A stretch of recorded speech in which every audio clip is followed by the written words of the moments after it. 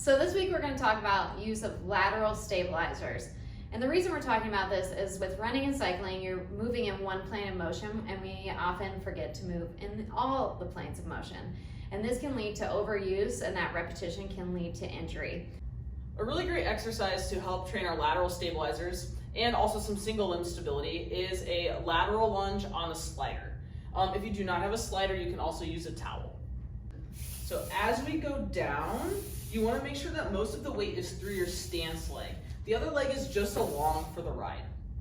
As you go down, you want to make sure that your knee is tracking in line with your toes. And as you come back up, you want to make sure that you're pushing through your stance leg and not pulling with the leg that's on the slider. So another great movement for lateral stabilizers is a side plank with a rotation.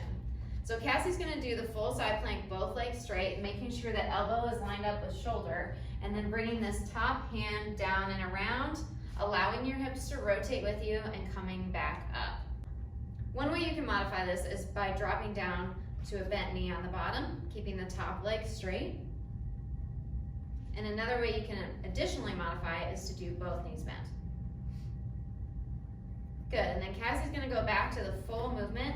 This is more useful than just a static, normal side plank because she's getting dynamic movement out of this, which is important for runners and cyclists.